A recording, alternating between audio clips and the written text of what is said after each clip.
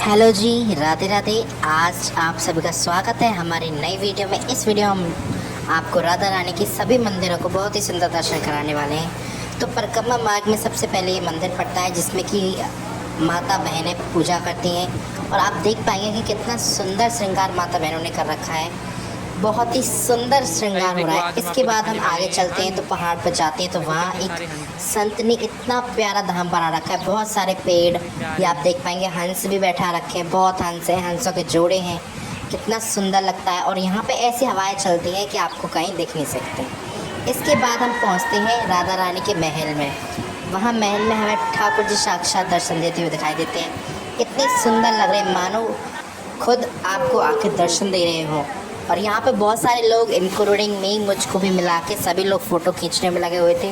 तो यहाँ के जो पुजारी उन्होंने बहुत ही अच्छी बात कही, अरे क्या फ़ोटो लेने में लगे हो, ये लो चन्ना मत लो, चन्ना मत लेने की चीज़ है, फ़ोटो कोई लेने की चीज़ नहीं है। तो ये भी बात उनकी बहुत अच्छी लगी। लेकिन आप सभी को दिखाने के लिए हमने ये वीडियो बनाई है। आप देख पाएंगे कितने सुंदर दर्शन है, कितना सुंदर श्रृंगार कर रखा है। सारा कुछ बहुत सुंदर लग रहा है। ये राधा रानी का महल है जो कि आपको उनकी ऊंची अटारी जो मेन उनका मंदिर है उससे आपको दिख जाता है दूर पहाड़ों में ही। कभी भी आप परिक्रमा दें तो पूरी परिक्रमा दें, जिसमें दानगढ़ के भी दर्शन करें, मानगढ़ के भी, मान मंदिर के भी, सब जगह के दर्शन करके आइए। क्योंकि आप अगर एक भी दर्शन छोड़ रहे हैं मतलब आपकी परिक्रमा अधूरी है। आप सभी के दर्शन करिए। और जो बीच में बंदर भी दिखते हैं, बीच में आपको लता पताएँ भी दिखती हैं, बहुत सारे मंदिर दिखते हैं, धाम दिखते हैं, बहुत सारे संत मिलते हैं तो उनका आशीर्वाद लीजिए। बहुत सारे गाय भी मिलती हैं, साथ साथ बहुत सारे बरसाने के लोग मिलते हैं। ये है राधा रानी का महल पहाड़ से, जिसके अंदर से अभी हम आपको फ़ोटो दिखाने लग रहे थे, वीडियो दिखाने लग रहे थे। यहाँ पे जो पुजारी हैं, जो गोसाई जी हैं, वो यहीं पे वास करते हैं और यहीं पे उनका सारा जो रसोई घर है, सारा खाना है, सब कुछ यहीं पे उनका तैयार किया जाता है। ये देखिए यहाँ पे कितने सारे पेड़ लगे हुए हैं और यहाँ पे जो हवा है, मौसम है, वो बहुत ठंडा रहता है। इसके बाद ये आ जाता है सफ़ेद छतरी, जहाँ पर राधा रानी साल में एक बार दर्शन देने के आती हैं। और ये उनका गेट है जहाँ से हम चढ़कर मेन मंदिर में राधा रानी के दर्शन करने के लिए पहुँचते हैं। ये आप देख पाएंगे बरसाना सामने से कितना सुंदर लग रहा है। पहाड़ की चोटी पे ये बसा मंदिर अलग ही शोभा बनाए हुए हैं। इस शोभा को हम शब्दों में व्यक्त नहीं कर सकते। जिस तरह से आप देख पाएंगे इसकी सुंदरता, जिस तरफ आप देखें उस तरफ बस राधे राधे की गूंज, राधे राधे की गूंज। और इतनी सुंदरता, यहाँ के लोगों में इतना भाव भगवान को। ये जो हम आपको महल के बारे में बता रहे थे वो ये महल है और यहाँ हम फिलहाल जो मेन मंदिर है ये वो मंदिर है। आप देख पाएंगे बिल्कुल सामने। यहाँ पे देखिए कितनी सारी भीड़ है, क्योंकि हम एकादशी के पर्व पर गए थे जिस कारण यहाँ पर बहुत भीड़ हो रखी थी। लेकिन दर्शन बहुत अच्छे हो जाते हैं क्योंकि आप जो भीड़ है वो एक रास्ते से निकलती रहती है। आप चाहें तो इधर साइड भी आ सकते हैं, ऊपर भी जा सकते हैं। बहुत सारे वीवीआईपी जो वीवीआईपी होते हैं, वीआईपी होते हैं, वो ऊपर भी जाते हैं। बहुत सारे नॉर्मल लोग नीचे से दर्शन करके जाते हैं। दर्शन दोनों जगह से ही बहुत अच्छे हो जाते हैं, बिल्कुल पास से। ऐसी कोई बात नहीं है कि आपको दूर से दर्शन नहीं होंगे। अगर अभी तक आप बरसाने नहीं आए हैं तो ज़रूर एक बार बरसाने आइए और बरसाने के महल, राधा रानी का महल, उनका मंदिर और उनके दर्शन ज़रूर करके जाइए। क्योंकि ये जीवन में बहुत ही सुंदर, आपने ऐसा स्थान कहीं नहीं देखा होगा जैसा स्थान आपको यहाँ देखने के लिए मिलने वाला है। बरसाने में पहाड़ पर बसा है राधा रानी का महल। करीब 343 साल पुराना है मंदिर। ऐसा बताया जाता है कि जो बरसाने पे ये मंदिर बना हुआ है ये 343 साल पुराना है। मथुरा के बरसाने में राधा रानी मंदिर प्रसिद्ध धार्मिक स्थल है। बरसानों के बीचों बीच एक पहाड़ी है जिस पर एक खूबसूरत मंदिर स्थित है। इस मंदिर को बरसाने की लाडली जू का मंदिर और राधा रानी महल भी कहा जाता है। हिंदू कैलेंडर के अनुसार शुक्ल पक्ष में अष्टमी तिथि को यहाँ राधा रानी की विशेष पूजा होती है, क्योंकि इसे राधा अष्टमी के रूप में मनाया जाता है। स्कंद पुराण और गर्ग संहिता के अनुसार इस दिन बरसाने की लाडली श्री राधा जी का जन्म हुआ था। 250 मीटर ऊंची पहाड़ी पर बना है ये मंदिर। राधा रानी का प्राचीन मंदिर मध्यकालीन है जो लाल और पीले पत्थर का बना है। राधा कृष्ण को समर्पित भव्य सुंदर मंदिर राजा वीर सिंह ने 1675 में करवाया था। बाद में लोगों द्वारा पत्थरों का इसका निर्माण करने लगाया गया। राधा रानी का यह सुंदर मनमोहक करीब 250 मीटर ऊंची पहाड़ी पर बना है और इस मंदिर में जाने के लिए सीढ़ियां चढ़नी पड़ती हैं। राधा श्री कृष्ण की आहिदिनी शक्ति एवं निंजे कुशी मानी जाती है, इसलिए राधा किशोरी के उपासक का यह अति प्रिय तीर्थ है। बरसाने की पुण्य स्थली बड़ी हरी भरी और रमणीक है। इनकी पहाड़ियों के पत्थर श्याम और गौरवर्ण हैं, जिन्हें यहाँ के निवासी कृष्ण तथा राधा के अमर प्रेम का प्रतीक मानते हैं। बरसाने से 4 मील पर नंदगांव है, जहाँ श्री कृष्ण के पिता नंद जी का घर है। बरसाना नंदगांव मार्ग पर संकेत नामक स्थान है, जहाँ की किंवदंती के अनुसार कृष्ण और राधा का प्रथम मिलन हुआ था। संकेत का शब्दार्थ है पुनर्दृष्टि से मिलने का स्थान। यहाँ भाद्रपद शुक्ल अष्टमी से चतुर्दशी तक सुंदर मेला लगता है, यानी कि राधा रानी के धाम में राधा अष्टमी की से लेकर चतुर्दशी तक बहुत सुंदर मेला लगता है। सबसे पहले मोर को खिलाते हैं भोग। लाडली जी के मंदिर में राधा अष्टमी को त्यौहार धूमधाम से मनाया जाता है। यह त्यौहार भाद्रपद महीने के शुक्ल पक्ष की अष्टमी तिथि को मनाया जाता है। राधा अष्टमी पर्व बरसानियों वासियों के लिए अति महत्वपूर्ण है। राधा अष्टमी के दिन राधा जी के मंदिर को फूलों से और फलों से सजाया जाता है। राधा रानी को लड्डू और 56 प्रकार के व्यंजनों का भोग लगाया जाता है और उस भोग को सबसे पहले मोर को खिलाया जाता है। मोर को राधा कृष्ण का स्वरूप माना गया है। बाकी प्रसाद को श्रद्धालुओं में बांट दिया जाता है। इस अवसर पर राधा रानी मंदिर में श्रद्धालु बधाई गान करते हैं और नाच नाच कर राधा अष्टमी का त्यौहार मनाते हैं। चलिए अब आपको इसका प्राचीन इतिहास बताते हैं। माना जाता है कि राधा रानी मंदिर मूल रूप से लगभग 5000 साल पहले राजा वज्रनाभ द्वारा स्थापित किया गया था। कहा जाता है कि मंदिर खंडर में बदल गया था, तब प्रतीक नारायण भट्ट द्वारा फिर से इसे खोजा गया और 1675 ईस्वी में राजा वीर सिंह द्वारा यह मंदिर बनवाया गया। बाद में मंदिर की वर्तमान संरचना का निर्माण नारायण भट्ट ने राजा टोडरमल की मदद से किया था, जो अकबर के दरबार में एक राज्यपाल थे। मंदिर के निर्माण के लिए लाल और सफेद पत्थरों का इस्तेमाल किया गया, जो कि राधा कृष्ण के प्रेम का प्रतीक है। राधा रानी के पिता का नाम विश्वान और माता का नाम कीर्ति था। राधा रानी का जन्म जन्माष्टमी के 15 दिन बाद हुआ था, इसलिए बरसाने के लोगों को यह जगह और दिन बहुत महत्वपूर्ण है। यहाँ पे आपको श्री जी मंदिर अपने मेहराबाओं, स्तंभों और लाल बलुआ पत्थर के साथ मुगल काल की संरचना की तरह दिखाता है।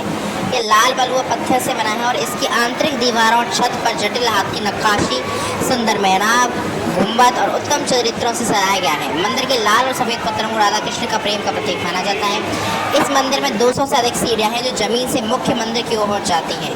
यानी कि आपको अगर मंदिर में पहुँचना है तो आपको लगभग 200 सीढ़ियाँ चढ़नी पड़ेंगी। यहाँ पे और कोई आपके पास ऑप्शन नहीं है, सीढ़ियाँ आपको चढ़नी पड़ेंगी जो ज़मीन से मुख्य मंदिर की ओर जाती है, या फिर आप बाइक से दूसरे स्थान से पहाड़ों के बीच में होकर वहाँ से भी जा सकते हैं। वहाँ से एक जगह है, अगर आप चढ़ने में असमर्थ हैं तो वहाँ से भी आप जा सकते हैं। इस मंदिर की ओर जाने वाली सीढ़ी के तल वृषभान महाराज का महल है, जहाँ वृषभान महाराज कीर्तिदा, राधा की माँ श्रीदामा और राधा की मूर्तियाँ हैं। इस महल के पास ही ब्रह्मा जी का मंदिर स्थित है। इसके अलावा पास ही में अष्टसखी मंदिर है, जहाँ राधा उनकी प्रमुख सखियाँ की पूजा होती है। चूँकि मंदिर पहाड़ की चोटी पर स्थित है, इसलिए मंदिर के परिसर से पूरे बरसाने को देखा जा सकता है। यानी कि आप पूरे बरसाने को मंदिर की चोटी से देख सकते हैं। हमने आपको वीडियो में भी आपको दिखाया है कि कैसे आप पूरे बरसाने को देख सकते हैं मंदिर की चोटी से ही। साथ ही साथ यहाँ 56 प्रकार के व्यंजन अर्पित किए जाते हैं। मंदिर कहाँ स्थित है और इसका समय क्या है? मंदिर का स्थान है राधा बाग मार्ग, बरसाना, उत्तर प्रदेश के अंतर्गत। ग्रीष्मकालीन समय जो होता है वो 5 बजे से लेकर दोपहर 2 बजे तक रहता है और शाम 5 से 9 रहता है। शीतकालीन 5:30 से 2 और 5 से 8:30। अगर आप कहीं दूर हैं तो आप कैसे पहुंचेंगे राधा रानी मंदिर? चलिए ये भी बता देते हैं आपको। निकटतम रेलवे स्टेशन से मथुरा रेलवे स्टेशन, जो राधा रानी मंदिर से लगभग 50.7 किलोमीटर दूर है। निकटतम अगर आप हवाई अड्डे से आ रहे हैं तो इंदिरा गांधी अंतर्राष्ट्रीय हवाई अड्डा, जो कि दिल्ली में है, वहाँ जाइए। वहाँ से राधा रानी मंदिर लगभग 150 मीटर दूर है। पंडित दीनदयाल उपाध्याय हवाई अड्डा आगरा, जो कि राधा रानी मंदिर से 110 किलोमीटर दूर है। इस जगह आनंद लेने और राधा कृष्ण के भक्ति में सरोवर होने के लिए कम से कम एक बार आपको इस जगह की यात्रा जरूर करनी चाहिए। अगर आपको यह लिंक जो हमने आपको बताया है, ये सारी जानकारियाँ अच्छी लगी तो चैनल को जरूर से सब्सक्राइब कर लें, क्योंकि हर तरह के मंदिर, वृंदावन, बरसाना, नंदगांव, सभी आपको इसी में वीडियोस मिलने वाली हैं कि आखिर वो दिखते कैसे हैं, उनकी संरचना कैसी है और आखिर कौन कौन से मंदिर यहाँ पे हैं और आप कहाँ कहाँ दर्शन करें, कहीं कोई दर्शन रह न जाए, कहीं से आप बिछड़ न जाएँ, तो वो सारी कुछ आपको यहाँ मिलने वाली है। श्रीमद् भागवत पुराण, विष्णु पुराण, ब्रह्मवैवर्त पुराण और स्कंद पुराण में राधा रानी मंदिर के बारे में वर्णन भी मिलता है। इसके बारे में 10 बातें बताई गई हैं जो कि हम आपको बताने वाले हैं। पद्म पुराण के अनुसार राधा वृषभान नामक वैश्य गोप की पुत्री थी। उनकी माता का नाम कीर्ति था। राधा का पहला नाम वृषभान कुमारी था। बरसाना राधा के पिता विश्ववान का निवास स्थान था। बरसाने के अलावा राधा का अधिकतर समय वृंदावन में बीता है। राधा ने जब कृष्ण को देखा तो वो बेसुध हो गई थी। कहते हैं पहली बार उन्होंने श्री कृष्ण को तब देखा था जब उनकी माँ यशोदा ने उन्हें ओखले से बांध दिया था। कुछ लोग कहते हैं कि पहली बार गोकुल अपने पिता विश्ववान जी के साथ आई थी, तब श्री कृष्ण से पहली बार देखा था। ब्रह्मवैवर्त पुराण के अनुसार और यदुवंशी कुल गर्ग की द्वारा लिखित गर्ग संहिता के अनुसार नंद बाबा श्री कृष्ण को लेकर बाजार घूमने गए थे। उसी दौरान राधा और उनके पिता भी वहाँ पहुँचे। दोनों को वहाँ पहली बार मिलन हुआ। उस दौरान दोनों की उम्र बहुत छोटी थी। बहुत सी आपको जगह ये मिलता है कि राधा कृष्ण का विवाह नहीं हुआ है, लेकिन राधा कृष्ण का विवाह हुआ है। गर्ग संहिता के अनुसार एक जंगल में स्वयं ब्रह्मा ने राधा और कृष्ण का गंधर्व विवाह करवाया था। श्री कृष्ण के पिताओं ने अक्सर पास के बंडर ग्राम में ले जाया करते थे, वहाँ उनकी मुलाकात राधा से होती थी। एक बार की बात है, जब वे अपने पिता के साथ बंडर गाँव गए तो अचानक तेज रोशनी चमकी और मौसम बिगड़ने लगा। कुछ ही समय में आसपास सिर्फ और सिर्फ अंधेरा छा गया। इस अंधेरे में एक अलौकिक शख्सियत का अनुभव हुआ। वह राधा रानी के अलावा और कोई नहीं थी। अपने बाल रूप को छोड़कर श्री कृष्ण ने किशोर रूप धारण कर लिया और इसी जंगल में ब्रह्मा जी ने विशाखा और ललिता की उपस्थिति में राधा कृष्ण का गंधर्व विवाह करवा दिया। विवाह के बाद माहौल सामान्य हो गया और राधा, ब्रह्मा, विशाखा, ललिता अंतर्ध्यान हो गए। असल में इस वास्तविक घटना को अलंकृत कर दिया गया है। राधा सचमुच श्री कृष्ण से बड़ी थी और सामाजिक दबाव के चलते ये संभव नहीं था कि उम्र में कहीं बड़ी लड़की से विवाह कर दिया। लेकिन यदि दोनों के बीच प्रेम रहा हो तो निश्चित ही गुपचुप से गंधर्व विवाह किया गया हो। इस बात को छुपाए रखा गया है। अंतिम महाराज राधा के परिवार को जब पता चला कि श्री कृष्ण की मुरली सुनकर उनके प्रेम में नाचती हुई उनके पास पहुंच जाती है, तो उन्होंने राधा को घर में कैद कर दिया। तब श्री कृष्ण ने अपने साथियों सहित उन्हें रात में कैद से मुक्त कराकर उद्धव और बलराम सहित अन्य सखियों के साथ रात भर नृत्य किया। यह रात पूर्णिमा की रात थी जब महाराज हुआ। बाद में राधा की माँ राधा के कक्ष में गई तो राधा वहाँ उन्हें सोते हुए मिली। कहते हैं कि उस वक्त श्री कृष्ण को दो ही चीज़ें सबसे ज़्यादा प्रिय थी, बांसुरी और राधा। कृष्ण की बांसुरी की धुन सुनकर राधा के जैसे प्राण ही निकल जाते थे। कई जन्मों की स्मृतियाँ कुरेदने का प्रयास होता है और वह श्री कृष्ण की तरफ खींची चली जाती है। श्री कृष्ण और राधा में बहुत गहरा प्रेम था, जैसे कि आप सभी लोगों को पता है। यह सुनकर यशोदा मैया ने कहा कि तो राधा तुम्हारी ठीक लड़की नहीं है। पहले तो तुम उससे 5 साल बड़ी है और दूसरा उसकी मंगनी पहले ही किसी और से हो चुकी है और वह कंस की सेना में है जो अभी युद्ध लड़ने गया है। जब आएगा तो राधा का विवाह हो जाएगा। लेकिन जब श्री कृष्ण, नंद और यशोदा दोनों ही नहीं माने तो ऋषि गर्ग ने बताया कि तुम्हारा जन्म किसी महान लक्ष्य ले हुआ है। तब श्री कृष्ण को राधा को छोड़कर जाना पड़ा।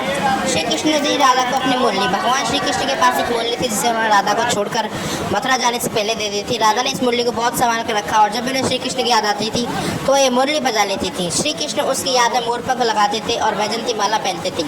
श्री कृष्ण को मोरपंख तब मिला था जब वे राधा के उपवन में उनके साथ नृत्य कर रहे थे। मोर का पंख नीचे गिर गया था तब उन्होंने उसे उठाकर अपने सिर पर धारण कर लिया और राधा ने नृत्य करने से पहले श्री कृष्ण को वैजंती की माला पहनाई थी।